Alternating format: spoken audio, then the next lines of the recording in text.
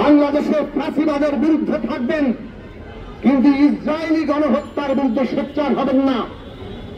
এর মধ্যে যদি কিন্তু আছে, এর মধ্যে সমস্যা আছে। সরকারকে এই দেশের জনগণের মতামত বিশ্ব দরবারে তুলে ধরতে হবে যে ইসরায়েলি এই গণহত্যা বা কোনোভাবেই বরদাস্ত করা যেতে পারে না। অবিলম্বে এই গণহত্যা বন্ধ করতে হবে। নির্লজ্জভাবে পুরো গাজা দখল করার জন্য এই যে ডোনাল্ড ট্রাম্পের নীতি কার্যকর করছে, তার বিরুদ্ধে আজকে সারা দুনিয়ার মানুষকে জাগ্রত হতে হবে। আমরা যে আসলে নতুন করে হলোকস্ট দেখতে পাচ্ছি,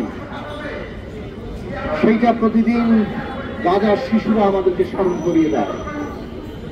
এই পুরো মানব সভ্যতা আজকে তার সমস্ত মহিমা চুরমার হয়ে যাচ্ছে যখন প্যালেস্টাইনে প্রতিদিন এই ধরনের একটি হত্যাযোগ্য গণহত্যা চালিয়ে যাওয়া সম্ভব হচ্ছে।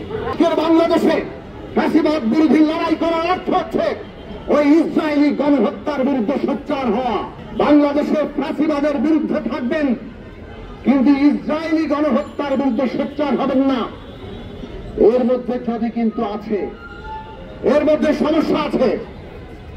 এই মুক্তির মধ্যে আসলে নতুন করে শৃঙ্খলের জন্ম দেওয়ার নানান রকম পায়তারা আছে। কাজেই বাংলাদেশের মানুষকে আজকে আমাদের সচেতন করতে হবে। আমরা যখন লড়ছি বাংলাদেশের ফাঁসিবাদের বিরুদ্ধে, আমরা যখন লড়ছি এই ফাঁসিবাদ বদল করে এমন একটা গণতন্ত্র প্রতিষ্ঠার জন্য যেখানে মানুষের মর্যাদা থাকবে, সেই লড়াই আবশ্যিকভাবে এই ইসরায়েলি গণহত্যার বিরুদ্ধে ফিলিস্তিনের মুক্তির জন্য, সারা পৃথিবীর মানুষের মুক্তির জন্য লড়াই করবে। আজকে অন্তর্বর্তী সরকার ক্ষমতায় আছেন।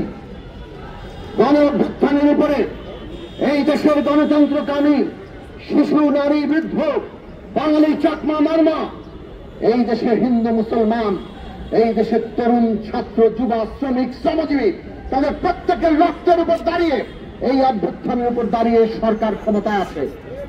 আমরা তাদেরকে বলতে চাই, বাংলাদেশের মানুষের আকাঙ্ক্ষা হচ্ছে স্পষ্টভাবে জানিয়ে দেওয়া, বাংলাদেশ চায় অবিলম্বে গাজায় এই গণহত্যা বন্ধ হতে হবে এবং তার জন্য সারা দুনিয়ার মানুষকে, সমস্ত দেশের রাষ্ট্রীয় প্রতিনিধিদেরকে যতটা ভাবে ঐক্যবদ্ধ করা যায় ততটা ঐক্যবদ্ধ করার জন্য বাংলাদেশ সচেষ্ট হবে।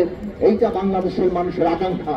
কাজে এই সরকারকে এই দেশের জনগণের মতামত বিশ্ব দরবারে তুলে ধরতে হবে যে ইসরায়েলি এই গণহত্যা বা কোনোভাবেই বরদাস্ত করা যেতে পারে না। অবিলম্বে এই গণহত্যা বন্ধ করতে হবে।